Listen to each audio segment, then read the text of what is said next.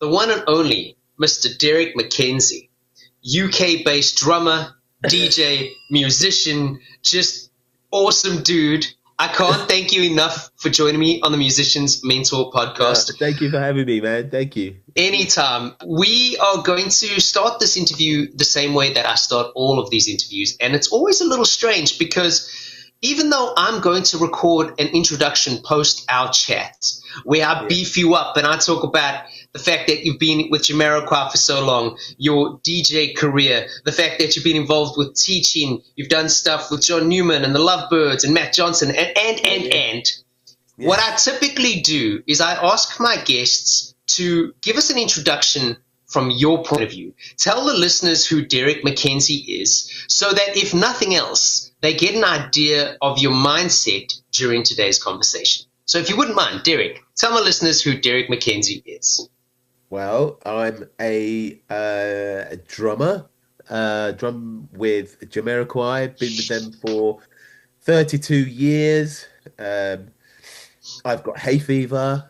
I've got hay fever. I like to produce and write. I'm a DJ as well. I'm a label owner as well. So I'm just trying to do so many things all at once. I love music. I love playing drums first and foremost. And that's kind of me in about 15 seconds, really. Beautiful.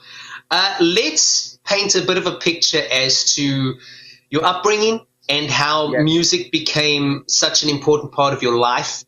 And if it wasn't drumming specifically from the start, talk to me about how the drumming bug bit you once music became a part of your life. To be honest with you, I mean, I've been into drums from when I was a kid, basically, because my mum and dad played music all the time in the house, especially on a weekend. Obviously, they'd work in the week, but on a weekend, they would just play music from the morning until late at night, And it would be the same with on Saturday and Sunday. It would be the same thing. We'd have people come round, they'd come round, hang out, have some dinner, have a few drinks, all that kind of stuff, because my dad was a great host. And I'd just be listening to music all the time, But I was always into the reggae style, which is what my mum and dad brought me up on, the whole reggae style thing. And as that went on, I just kind of picked up a pair of coat hangers and started hitting the floor with it. And that was most probably where I got the bug, but only, of course I was a kid. Do you know what I mean? So I think that's where I got the bug from. But it really hit me when, much further on, when I was about maybe 10 or 11, and I semi-joined a band with my mates on my road, really, and just got into the whole drumming thing from there, really. I took it seriously when I was about 13, 14. That's when started to take it seriously. Yeah. And then really getting into it from then. Can you define that a little bit? Taking it seriously. What do you mean by that? You started taking lessons? No, because I've never had lessons. I'm completely self-taught. So what I used to do is listen to music and just play along to music. I'd watch videos of how other drummers played and then kind of imitate the way that they played. Do you know what I mean? Yeah. And it was one of my sister's old boyfriends who was an organ player. He said, because you know what, you can play, you've got rhythm, you can play. Have you ever played drums before? And I went, nah, never. So he'd said, come along to one of the rehearsals. I'm like, okay. So I did, went along to one of the rehearsals and, saw this massive drum kit at 8-inch to 16-inch toms all the way around. Snare drums, cymbals everywhere. And they were playing this music, playing like reggae music and stuff. And the drummer said, oh, do you want to have a go on the drums? I was like, yeah, go on then. Yeah, I'll have a go. I've never played before. So I got on the drums, but it was the wrong way round. because he's right-handed, so he Yeah. played this way, you know. And he straight away he said, he goes, "Are you left-handed?" So I went, "Oh yeah, yeah, I'm left-handed." So we said, "Oh, swap it round." So we swapped it round, and then immediately I felt comfortable because that was the way that I was playing at home. But I remember I didn't have a drum kit at home at Yeah. all, didn't have a drum kit at all. And then just started playing, and the guys were playing and stuff, and kind of that's when the bug really hit me from that point there when when I played on that kit. From there, what was it, a Pearl or a Premier or something like that? Awesome. Massive kit. I was only tiny, just massive kit. Yeah. Very kind of him to let you switch. Some drummers get so Yeah, weird with this stuff, like, don't touch my drums. don't touch So my the fact drum. that he No, he was was like, like, I mean, it's only the snare and the hi-hat. It was enough for me to get into it, and I just thought, oh yeah, really loving this, and I kind of just got it from there, really, and then just started just practicing more, and then met some more musicians, and then a good friend of the band, who, if I remember rightly, he wasn't a drummer to start with. I think he was a guitarist, okay, and then he turned to drums and said, "Do you do rudiments?" So I said no, because I didn't know what rudiments were, because I would just be listening to rhythms and just playing. And he said, "Oh yeah, get rudiments is the best way, to get exercising and playing and building up and stuff like that." And so I said, "All right, cool." So I then got a book. I'm going to show you the book because yeah, please do. it's a book that I absolutely swear by, and even to this day, even though I've got a couple of other books as well. Stick Control, amazing That book. Yeah, that's the book. So I've been literally been. I started with that book basically, and admittedly, it's actually quite a difficult book. As simple as it sounds, it's actually quite a difficult book. But he said, learn those exercises, and you'll be able to develop more. And I've just basically just been, and I started on that, bought my first pair of drumsticks, and then just started practicing. Do you know what I mean? But amazing. I'm practicing on telephone books. Which So is great because, again, if you think about rebound as a drummer, yeah, the fact that you are hitting a book like a telephone book, especially they used to be big, thick quite books, right? thick. It's not like you just get in this natural rebound. You almost force your hands and your fingers and your Yeah, wrists and to learn exactly. how to do some of these motions. I Yeah, think yeah, that's yeah, great.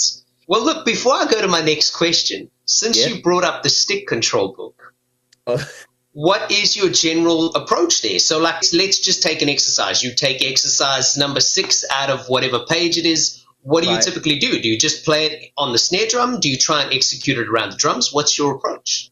Always on a drum pad. Always cool. Always, always on a drum pad, starting with my weak hand. Always starting with my weak hand because I'm left-handed, so I'm Yeah, left-handed. So what I do is train the brain to think, okay, I'm going to start with the weak hand. So it makes it kind of awkward for me. Do you know what I mean? yeah, So then by the time my brain says, oh, yeah, you're used to doing this, you then switch to the left hand, which is your normal hand, and it becomes quite easy to play. It kind of makes you somewhat, I'm going to say, not, like a Simon Phillips ambidextrous. Do you know what I mean? yeah. But I can say I'm kind of semi ambidextrous, but not ambidextrous. I'm like semi ambidextrous because I do a lot of my exercises, starting with my weak hand, Yeah, you know. And I'm a massive fan of exercises yeah. and stuff, and also at the minute I'm looking at Annika Niles. Oh, yeah, she's great. Yeah. So she has her book of which I'm looking at as well, and that's got some amazing stuff in it. Great exercises. Highly recommend it, just like the stick control book. But Yeah, these you could take all this around the kit, as any drummer would tell you. You know what I mean?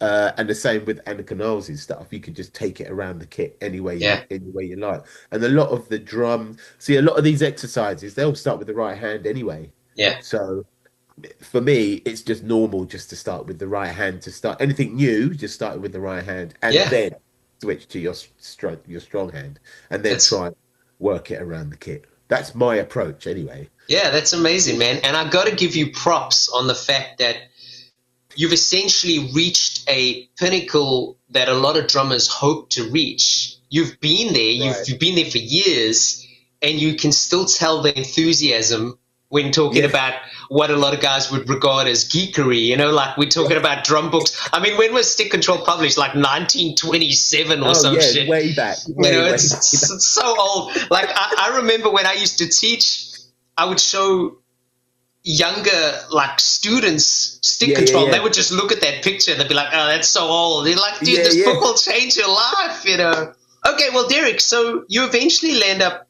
joining Jamiroquai in around '94. At least that's what 94. my Yeah, research said. So, yeah. talk to me about how that opportunity came about. And again, not to like dissect your whole life here, Right. but was there an audition process? If there was, what did it entail, etc., etc.? So, going back, so the band I was with before Jamiroquai was a band called Urban Species, and they are like a hip hop band, basically, essentially a hip hop band, rap band, and they were signed to not Talking Loud. They were signed Okay. to Talking Loud, basically. Um, so I did a few tours with them, and I was with them for about 2 years, maybe 3 years, you know. And coming towards the end of the second or third year, I wanted a change, basically. But I really enjoyed the gig. But I just wanted a change. I just wanted to be stretched a bit. Let's put it that way, you know. Um, and coming from a kind of disco funk fusiony kind of background, I just wanted to do more of that basically. And um, I went to a friend's barbecue basically. I went to a friend's barbecue and met my friend's brother, a guy called Simon Law, who's a good producer, drummer producer, and I just gave him my number basically and said if you need a drummer, blah blah blah. And he'd seen me drum before with a previous band called Candyland, Okay. basically. And he said, he goes, look, yeah, no problem. If I need drums, I'll give you a shout. We're all good. Anyway, as it goes, like literally maybe a few days later, if not a week maximum, the phone rings and it's EMI Publishing going, oh, we got your number from Simon Law, and there's this band, Jamiroquai, looking for a new drummer. I'm like, okay, cool. I didn't know who Jamiroquai was at the time, so they had already had the success of the first album. I'd heard the tracks, but I didn't know who it was. But in Yeah. my head, thought, oh, that's actually quite cool. I quite like that. So he says they're looking for a new drummer. Do you fancy having an audition? I went, yeah, okay, fine, all right, yep, I'll try my luck. So I went down to the audition at a studio. So I had a rehearsal with Urban Species the day of the audition, of which I couldn't get out of. So I went along to the audition, but said to them, I need to leave early because I've got an appointment. So I left the rehearsals, went across from North London to West London to this rehearsal space, and met the guys. Um, and met like Toby, rest in peace, bless him, Stuart Wallace. Was the guitarist there? I don't think the guitarist was there at the time. Maybe he was. Gavin was there. Manager Kevin, and they were just like, and so this is me going in on the last day. Sorry, as the last drummer on the last day because they'd had a whole audition the day before, and I was the last drummer on the last day. Basically, went in, played the tracks, and funnily enough, I was given the album maybe like 3 weeks before. I was just given the album by a friend of mine who said, "Oh, you got to listen to this band. They're really good. Check them out." Anyway, put it in, listened to it a couple of times, and then didn't really think much of it. Uh, And then, of course, going across to the audition, I was listening to the tracks. But I don't know what I'm going to play, so I'm just listening to the tracks as I'm going across. Anyway, back into the rehearsal room, started playing and played a track. It was great, had a really good time. Played another track, had a really good time. And then now we've been playing for like an hour, basically. So I played quite a few tracks, been playing for like an hour. At the back of the room, the manager's standing up with another guy next to him. And I didn't think anything of it. So he comes forward and he goes, "Hi, my name's Jay." I'm like, "All right, mate, nice to meet you." Blah, blah, blah. Shook his hand. And then I just sat down and then just started because I was connecting with the musicians and they were going, "Oh, yeah, okay, now we're going to do this." So we started playing. And I think we played, um, not When You're Gonna Learn, Too Young to Die. Okay. All right, okay. Started playing, and then this guy puts up the microphone and starts singing. And of course, immediately I then recognize the voice. I'm like, oh, so you're the guy who's singing on the tracks. Anyway, played the tracks, had a really good time. It went really well. And then Jay wanted to do a bit more auditioning. Do you know what I mean? A bit more playing and stuff. So we just started jamming out some tracks and stuff like that. Um, they said, "All right, yeah, cool, nice one. You know, we'll call you back for a second audition." So I went back for a second audition, played again for another however long it was. It was forever. Do you know what I mean? Because it's me and another guy, and I played. He came in the morning, I came in the afternoon, played again, and then we played and then just started making up some jams, doing some jamming stuff and just playing some good grooves and stuff. It's kind of funky, not disco at the time, it was more funky stuff, Yeah. kind of break beat, funky drummer kinds of stuff, all that. Did that, and one of the tracks that came out of it was Just Another Story, which is on Return to the Space Cowboy, the Yeah. opening track. Great Yeah. album. So yeah, thank you.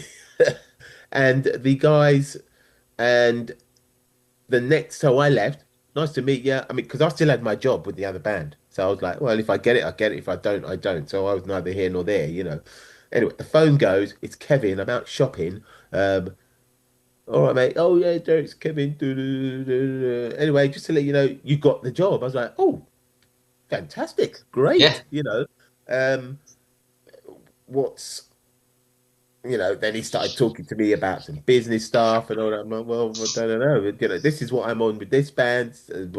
I'm new to the business. I'm new to the Yeah. business. Anyway, he says, no problem. Come down. We're going to start recording next week. I'm like, Wow. That quick, huh? oh, okay, all right. So then I then had to then go to the other and say, look, guys, I'm really sorry, but I'm going to have to leave because I'm now going to be starting recording I've got another job, right? And I didn't want to say who it was with or anything like that. But anyway, they forced my hand. Do you know what I mean? So I had to tell them. Um, and they were like, oh, okay, all right, cool. So then I had to find someone else to take my place with the hip hop band that I was with. So I found my friend who's great, who I always call to replace me, a guy called Paul Slowly, bless him, he's great, and he came over, he took over, and then the following week I was in the studio with Jamiroquai, and that was kind of the process. That was the process of what I Yeah. went through. So two That really long auditions and connecting with the guys, basically. that's amazing. I mean, especially when you consider they've been doing auditions for a whole day and you're the last guy. I'm the last guy on the last day. Usually they so sick of seeing dudes by then that like Exactly. even if you're Exactly. blazing, they like, I just want to get out of here. So that's Yeah. incredible. Yeah. I want to stay on the audition thing for just another minute or two and then we'll Yeah. move on. Yeah, that's cool. What advice would you offer up and coming musicians on trying to keep their nerves in check when in audition situations? Well, I would say, um, but I'm only looking at this as an unknown, not as a known drummer, but as an unknown drummer, right? So I'm an unknown drummer, and I've just gone in there, listened to the tracks, did some homework. Do you know what I mean? My thing is do your homework, listen to the tracks. I mean, they might send you some tracks to learn. They go, right, you got to learn these tracks. Do your homework, learn those tracks. You know, I didn't have no homework. It was it because I only had the one album, so I just had to listen to the album um, on the way to the audition.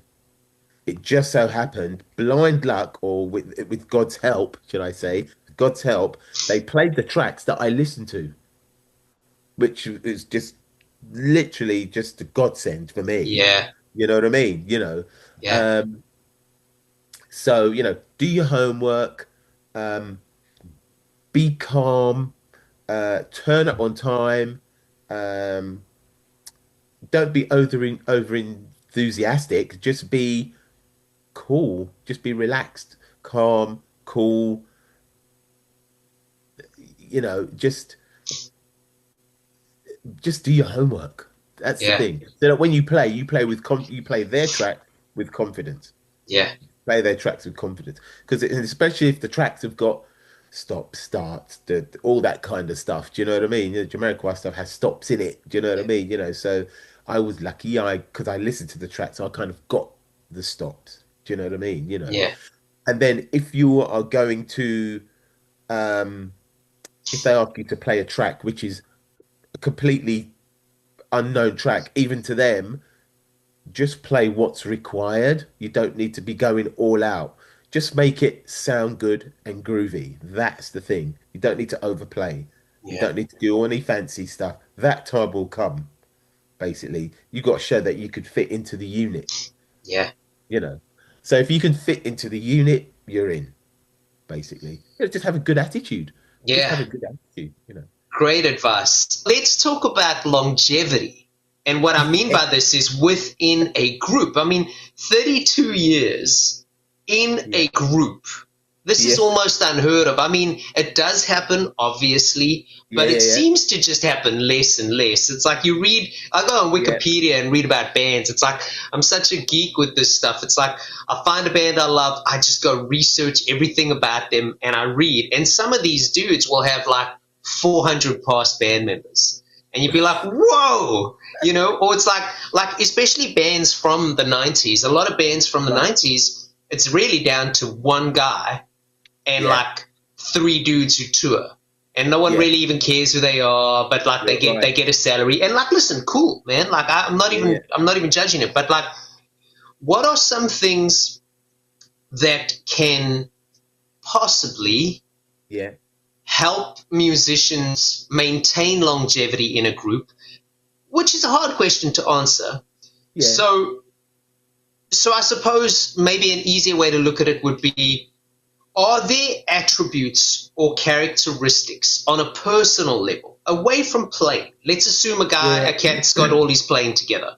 Yeah. Are there things on a personal level that maybe people could work on so that they gel better with people and maybe ending up in a group for 32 years? Because that is mind blowing. I think I think it's just being uh humble, I suppose. Got to be humble. Outside, if you're saying outside of music, personality goes a long way, right? You can't be overbearing.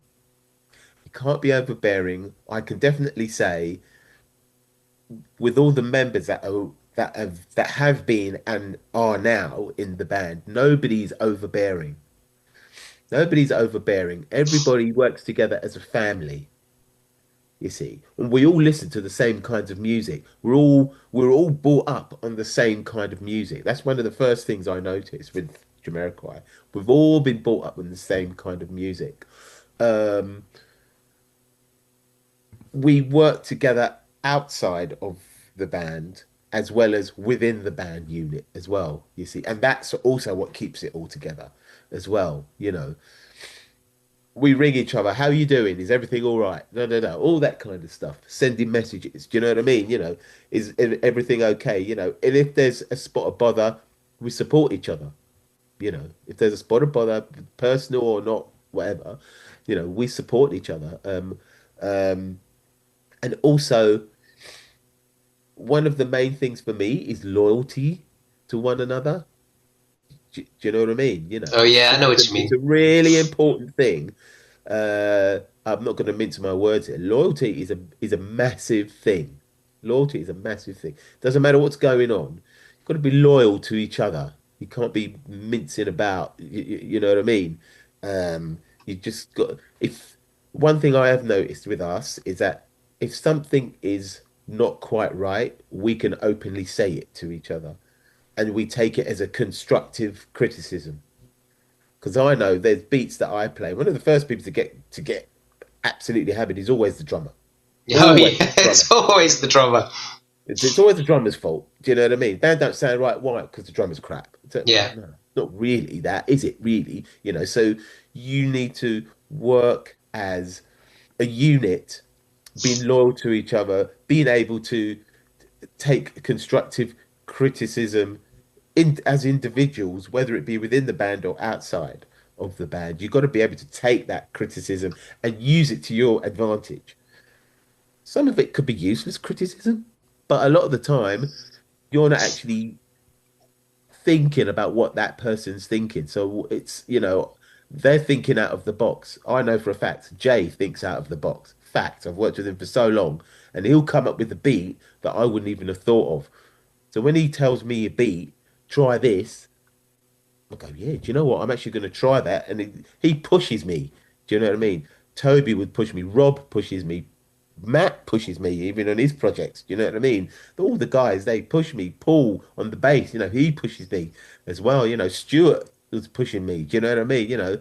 And if they have any kind of criticism, oh, don't try that, try this. Don't play this role, play that role. Do you know what I mean? There's a reason why they're saying it. I can't work it out until I play it. And then when I go back and listen to it, then I go, oh, okay, right, that works, you know. Or if it doesn't quite work, I can then adapt it to make it work. You see, this is just coming from a drummer's point of view. But of course, yeah, for the longevity of a band, it's definitely loyalty and support. That's what keeps it all going. And once you're all gelling as a band, as a unit, it just keeps flowing. You see, yeah, it just keeps flowing because you want it to be a family at the back end of it. The people who work outside of that family, from a business point of view, keep the train flowing along by all means. Do you know what I mean? But don't, dare I say, involve yourself in the creative process. Do you know yeah. what I mean? I don't mean that in a bad way. No, I I mean, totally get it. what I'm saying is, look, this is where we are. This is how we work. This is how it works. It works well. Do you know what I mean? What we don't need is people from a business point of view putting in their two pennies worth when they don't know nothing about the creative process. Yeah, You know, from drum sounds, guitar sounds, keyboard sounds, even the writing. yeah, You know what I mean? If you don't know about it, your thing is business. I'm not going to come and tell you how to run your business. So don't come in here and say and judge me or tell me what I'm worth. I know what I'm worth to the band. The band know what I'm worth. I know what the band are worth. Do you know what I mean? And that's what makes it all work. So you can't be, and this is what keeps it all together. We must stick together. yeah. You know, we must stick together. And yes, it will. Uh, Sometimes the criticism ruffles a few feathers, but the end result is always good. Yeah. The fact that you guys are in a position that you can openly criticize each other, Yeah, yeah, yeah. I'm sure it's in a very respectful way. Oh, completely, That speaks completely. heaps, because think about how many bands, whether they're established or not, Yeah, something as simple as the drummer tapping on a rim during a sound check starts right. to irk the guitarist, and 3 dates on a tour, the guitarist smashes him in the face with the guitar. It's like these things happen. And so the fact that you guys have a relationship that allows you to be that open with each other Yeah, yeah, is incredible. You know, yeah, and it leads me to a topic that I wasn't going to talk about with you, but I suppose we can for a couple of minutes. yeah, I talk about it with so many guests. The idea of chemistry within a group environment and yeah, how important I feel it is. Like, I mean, I'm almost at episode 100. I know by yeah, now my listeners must just think this dude always talks about the same shit. I'm not meaning to, but chemistry is so important. And if you yeah, have good chemistry, yeah, it shows. I mean, yeah, you can yeah, just tell there's a mutual respect, there's a friendship, there's a family yeah, dynamic. And yeah. wow, That's how the band works. That's how the band works. The family thing, having a yeah, laugh, you know. yeah. And we are, we're a happy band. We love the gig. We love the music. Do you know what I mean? We love the gig. We love the music. We love the vibe. It works. We love to Um, work together. So if we even when we're doing our own projects, we call each other up. yeah. Do you know what I mean? Just the other day, I just said, I've got this track I'm working on, and I said to Jay, I said, Jay, oh, I need your help with this. Can you help me with this? You know what I mean? And a lot of the time, he doesn't really get involved because he's got his head into the whole Jamiroquai thing. Do you know what Yeah. I mean? So I get that completely, but I have asked him before, and he has come up with some really good ideas that I wouldn't even have thought of. I'm like, you know what? That's a really good idea, and it's worked. And it's Amazing. worked, you know. So, and it's same with other guys. I get in contact with Matt. I say, Matt, oh, mate, because I'm a really rubbish keyboard player. I could put down the basics, and then I say, oh, Matt, can you play this for me? And he plays it, and he makes it sound like $1 million, and I'm like, I made it sound like 50 pence. He makes it. Oh, that's awesome. Yeah. And he just goes, I'm like, oh my God, that's amazing. Yeah, Yeah, that's cool. Derek, talk to me about touring. Jamiroquai is no stranger to touring. In fact, and I need to fact check this, but I yeah. think even in regards to Woodstock 99, to my knowledge, there were only two British bands on that bill. Now, I don't know if that's 100% true, but that's the way it appeared. Bush, Yes, Jamiroquai. Everybody else was American. American, which is I think incredible. that sounds, yeah, yeah. And Bush, the rock band, are most probably on there because even though they're English, they're American based. American based. And Exactly. because they're massive over there. So Yeah. we most probably were the only UK from the UK on that stage Yeah. during that So time. obviously, touring. Some guys do well on the road, some guys don't. I'm sure you've seen some things that you could probably talk about and things you probably couldn't talk about. But let's talk about you personally. What do you do to stay sane while on the road? Okay, so way back in the day, I I was a drinker, basically. I'm very open about it.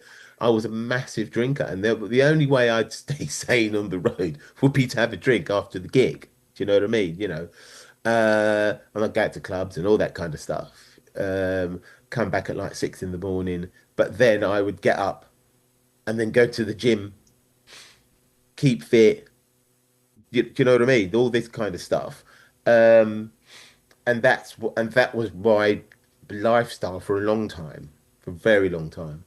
Uh, but I've stopped drinking now, and I will be honest, since I've stopped drinking, I just everything is just it's the opposite. It's the opposite now. I'd stay in my room, I'd go out for walks, watch a bit of TV, hang out with the guys, all this kind of stuff. Practice a lot more as well. Practice a lot more. Get my pad out, start practicing.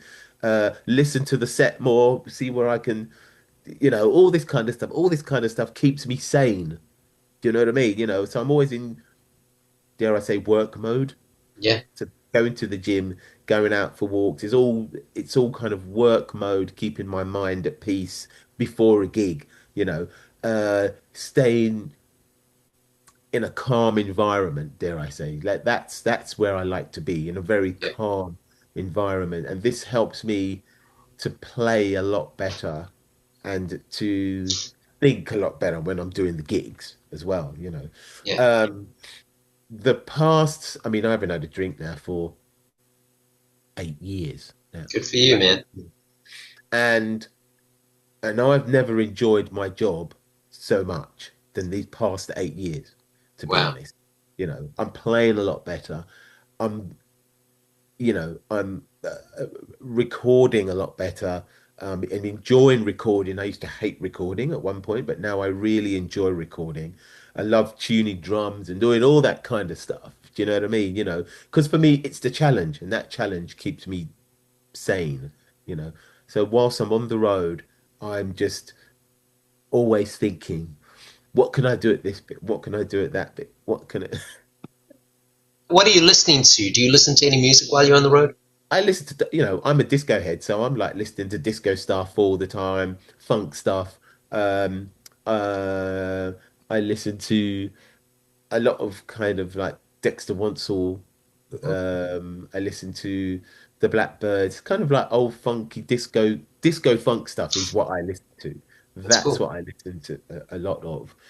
Um, Anything that's got groove and drums, I'm listening to it, That's awesome. basically. Yeah.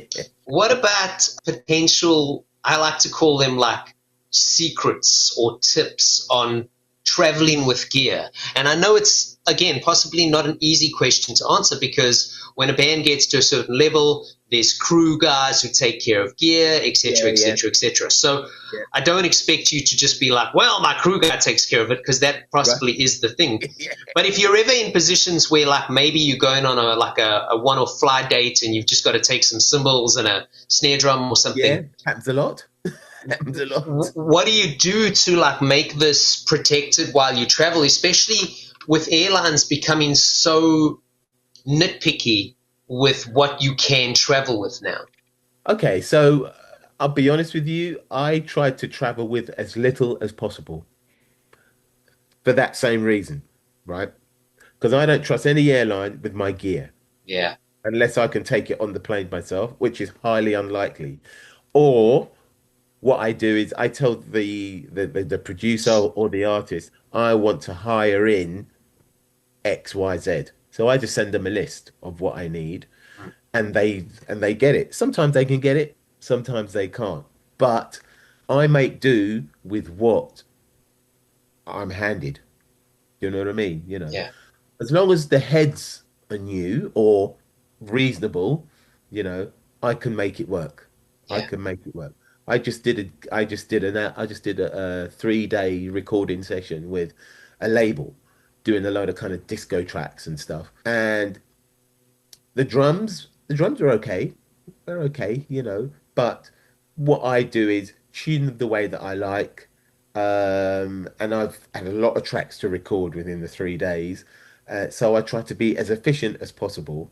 Um, and they didn't have the hi-hats that I wanted. And I didn't want to travel with my hi-hats because the last thing I want is for my precious hi-hats, which I love, to be lost, yeah, because I will be very annoyed.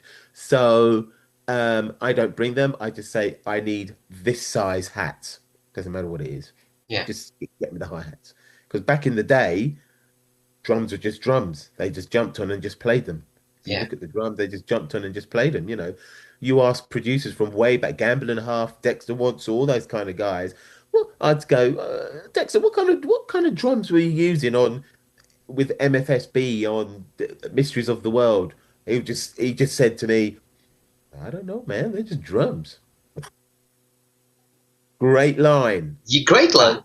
It's a great line. So I'm just like, a drum's a drum. Yeah, It makes a sound. It's just what you do with it to make it to get the sound that you want. exactly. And so that's been my attitude all the time. I don't really I just carry as little as possible. Drumsticks, uh, some drum tuners, some maybe Roots EQ O-rings just for quickness. Throw them on, makes the drum sounds good, or a big fat snare thing. Chuck it on the Yeah. drum, gets the sound that I want. Great, you know. Um, some moon gel, um, drum gauge as well, also for quick tuning as well. Or but I can also do it, manually. So for me, it's not an issue.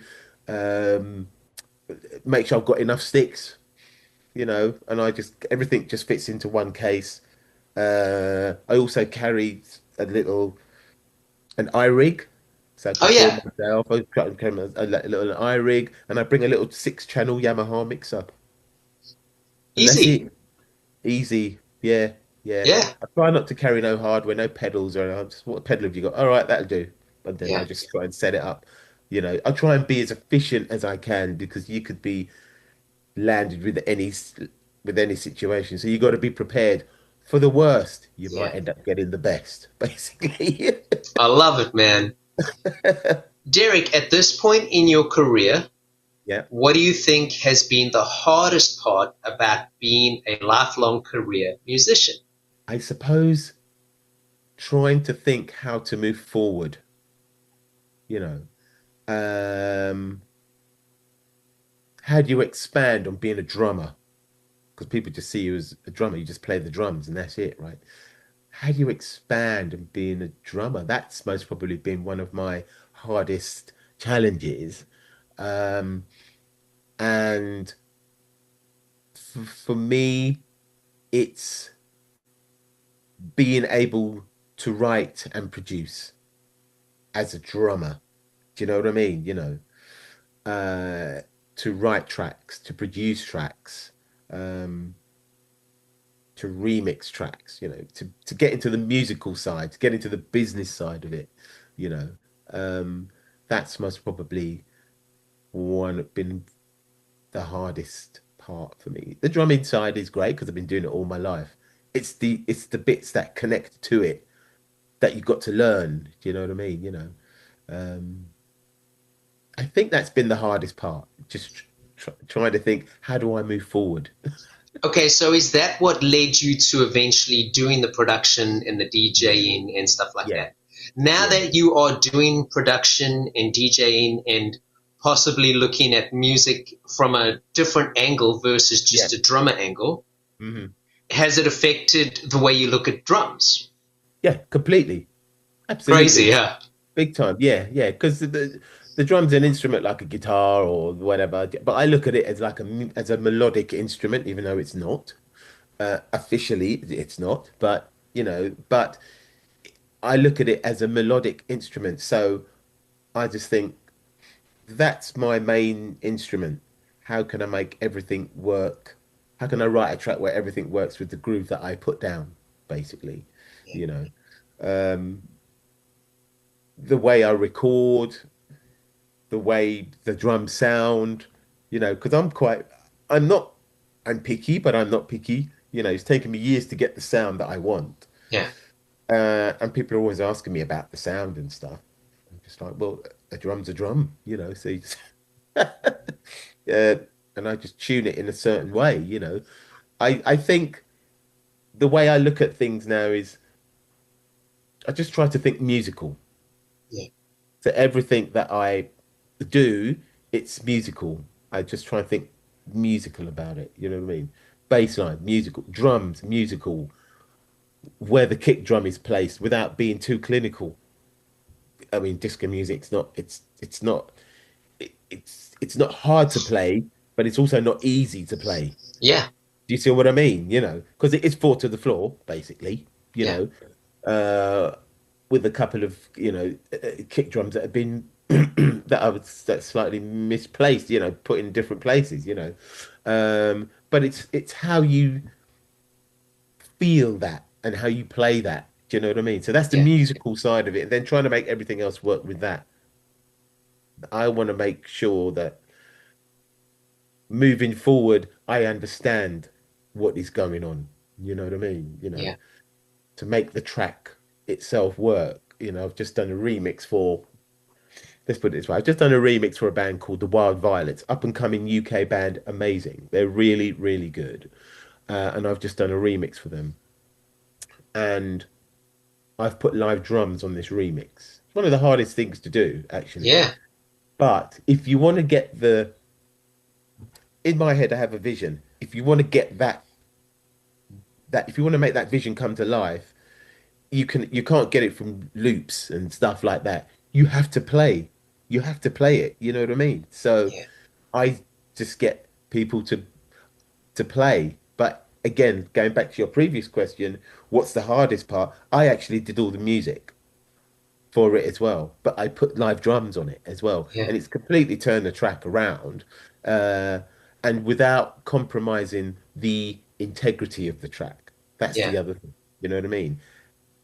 How do you make this sound pretty good with without destroying the song? yeah, That's my thing because I'm thinking as an artist. You know, the last thing an artist or a band wants to hear, it's their track cut to pieces, and then just turned into something that just doesn't work. yeah, But if they hear the song is still there and they hear a different groove behind it and it all makes sense, they go, amazing, great, because you haven't the integrity of the track is still there. yeah, You know, the song is still there. You're still using elements of the original song, but you've changed maybe the bass line or you changed the drums a bit. You've added some effects and stuff like that. It just completely changes it up. yeah, But the song is still there. The chorus is still there. And then you just added some breakdowns and stuff. yeah, And that's it, you know. So again, moving forward a as a drummer, I want to be an artist first and foremost. Harvey Mason's done it. Billy Cobham's done it. Phil Collins has done it. There's another drummer I know, Stokely from a band called Mint Condition. He's done it. Chris Daddy Dave's done it.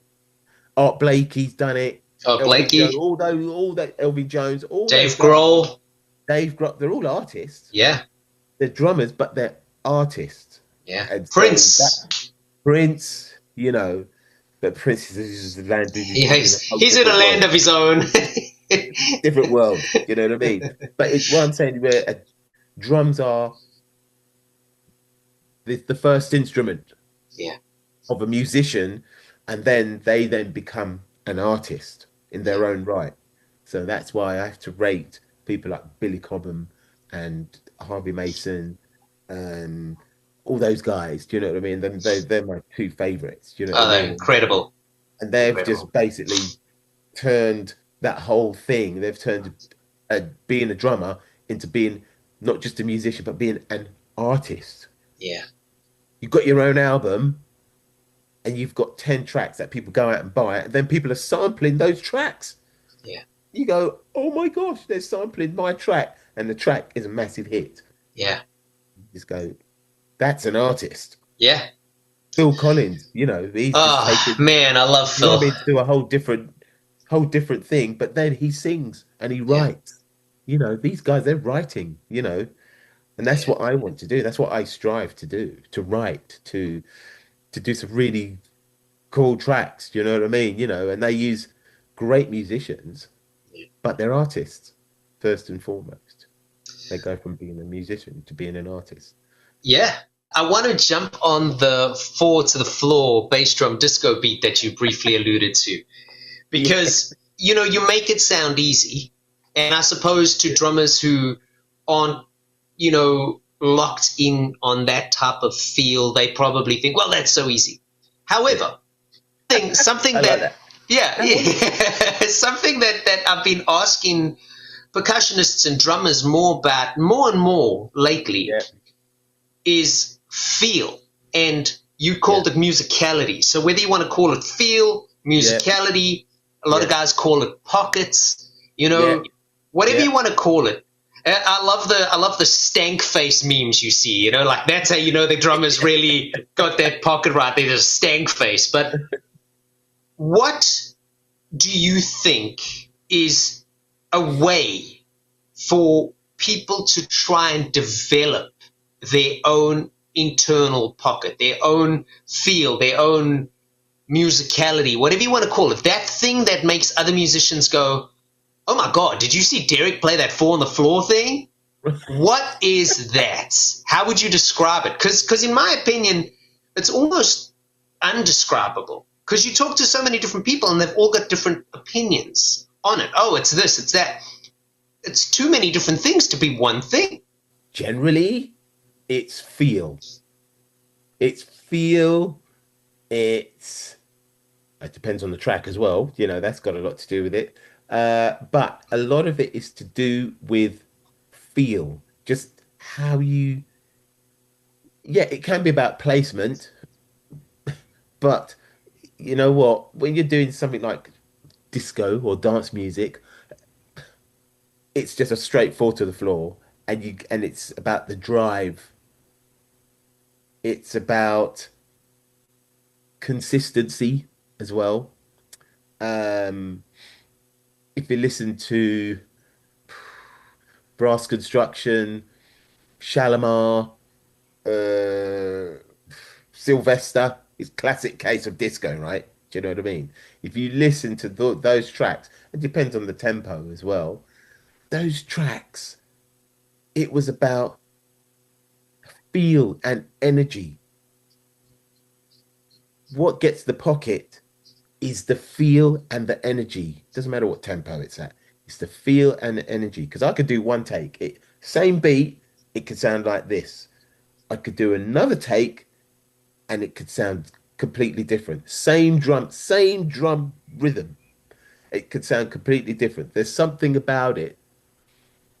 I don't know. That bit I can't explain. All I know is that I've been doing it for a long time, and I know take one is different to take four, and they might use take four, or they might use take two or three. Do you know what I mean? It's which one has the energy and the feel. And for me, what gets the people going, but what you want to make sure it's consistent. So every time you play it, people are still getting that same vibe. It's not play it once. Oh, that sounded great. Play it again. Not quite right there, is it? No, no, no, no, no. What you want is sounds great when you hear it 50 times. Do you know what I mean? You want it to. So it's about feel. It's about energy. Whether it's laid back, whether it's pushed, whether it's when you play the kick drum or do something on the hi hats or something. You do a roll, do a drum fill. It needs to be the right drum fill. Do you see what I mean? When I do, if I'm playing four to the floor, if I'm doing that, do, and I go, do. I'm doing that for a reason at that point because something on the vocal might be doing that. Do you know what I mean? Um, so, if I do like, so when I play like let's say a chorus of Cosmic Girl, right? When I play Yeah. chorus Cosmic Girl, I'm doing the kick drum, doing that. She's just a cosmic girl, from another. Do you see what I mean? Yeah. From another galaxy. So it's not intentional. It's just the way it's just turned out. So that's what I mean about energy, drive, feel. It's about doing things which are purely coincidental, but it works. Yeah. But it works. And you know it when you play it back and you hear it back 10 times. You go, yeah, man, that's a great drum take. Yeah. Or that groove is amazing. Do you know what I mean? That's what brings it all on. You know, Yeah. you listen to ABBA.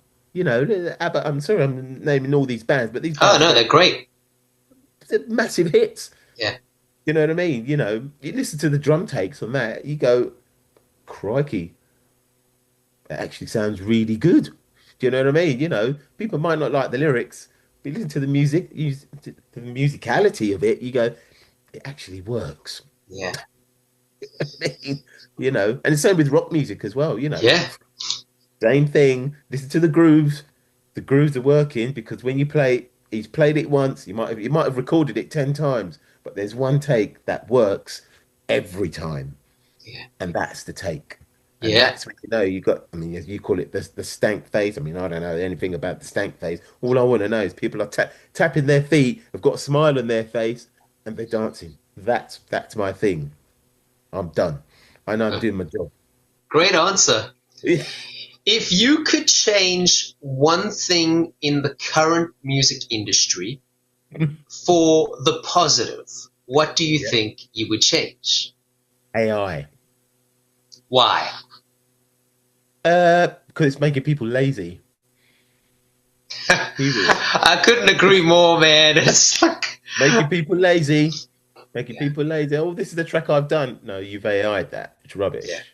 You know what I mean? You know the one that's blowing up at the moment, Suno. I'm sure Oh you're gosh, aware yeah. of it. Yeah. Suno. I'm getting DMs weekly from Right. musicians. Hey, what do you think of this song I wrote? Right? Yeah. And I'm trying to be nice. I really am. Like, each to their own. If you're using it and you think that that's what you need, I Yeah. guess that's cool. But something a lot of people don't know about Suno, Yeah. because a lot of people don't read terms and conditions, Right. is if you are using the free version of Suno and not Right. the premier paid Right. version, any idea that you put into the prompt now is their intellectual property. And I Uh, don't want to be the bearer of bad news for people who didn't know that and are listening to the show, but at risk of sounding a bit sadistic, yeah. I'm not totally against that, because these people who are suddenly all songwriters who've never Yeah. touched a musical instrument, or listen, I get it. Creativity works in so many different Yeah. ways, Yeah. right? So Yeah. I'm not trying to put my nose up at that. But there's some people, especially on my like timeline at the moment, man, it's like Right. I've seen these guys like dabble, and you go like, that they saying that they wrote this song, and you go like, this guy sounds like an incredible singer, like, wow, how did he learn to sing like that? And you go Yeah. like, wait, this guy's never sang a note in his life, you know. So I'm interested to see where it goes. It's a little scary. Well, it'll keep on developing because Yeah, if you prompt something enough times, it'll keep on learning itself. Do you know what I mean? yeah, A classic case of it, and I don't want to be the bearer of bad news. Watch the film Terminator, right? And yeah, basically, Terminator is Suno's the musical Terminator, yeah, essentially. You know what I mean? Because you're prompting it all the time, so yeah, it's self-aware. It's just doing its own thing, yeah, and at the back end of it, when does it stop? yeah, You know what I mean? I mean, record companies are already, or labels, not record companies, but labels, they're already developing AI generated characters yeah, doing these songs and then just throwing them out there. yeah, Do you know what I mean? Spotify is well known for it, you know. yeah, And somebody told me about a guy who basically has basically a massive room full of computers generating these tracks, and then they just keep on playing these tracks constantly keep playing these tracks, playing these tracks, and he's just basically just generating all this money, so yeah. to speak, for himself. It's so bizarre, because part of Bizarre. me goes, smart dude, Well, good for yeah, him. And then another part, from a yeah, business point of view, the absolutely the moral smart dude. side of me goes, That's not well, cool, that's man. just wrong, man. Think That's about just all the not musicians cool. who, especially when you think about streaming and the way it pays artists, and you go Yeah, like, think about how many artists have put their blood, sweat, and tears and died yes, to make the music that yeah, let yeah, alone the years it's taken, yeah, and yeah. they're not earning a cent because this guy just happened to have maybe a less moral outlook and was like, fuck Yeah. this, I'm gonna go get the money, I'm gonna get them. Yeah, yeah, yeah. And you that's know? what it is. It's just all about the money, you Yeah, know, because it's one of the if you're doing well, if you're doing really well, and then you you can make a lot of money. Yeah. You can make a lot of money. Unfortunately now things like Spotify, but I mean I don't know what iTunes pays, but if it pays at all, I don't know. All those, they're just advertising platforms. Don't expect to make any money. You're not going to make a cent unless you're Taylor Swift or something, you Yeah. know. But even then, yeah, Taylor makes a ton of cash, but she's made more money going live. Yeah. And that's where it's at. Yeah. Live gigging. I set my advice, all musicians, gig. Gig, gig, gig, gig, gig as much as you can. It's hard work, but gigging pays, man. Because live music will never lose its appeal. Doesn't matter where you are. Doesn't matter where you are. Doesn't matter what function you're having. If you've got a live band, you're doing all right. Whether Yeah. you get £100, 50 quid, or 5 million, 50 million, 100 million, it doesn't matter. The thing is, live music will never go Yeah. down the drain. It will never go down the drain. People want to see live music. People want to see live musicians. Period. Yeah. Period. Yeah. Period. You know. Well, that leads me to my last question, Derek.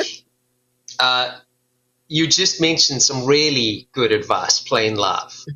So I don't want to put you on the spot here, but what, in your opinion, has been either the best piece of advice you've ever received in regards to your own musical career, or if you can't think of something along those lines, what do you think could serve as great advice to an up and coming musician who's trying to forge their own career? Number one, be in control of your own career. That's number one. First and foremost, from a musical and business approach. And always strive to be a better you. Always strive to be a better you. Um, I think that's always a good thing, you know.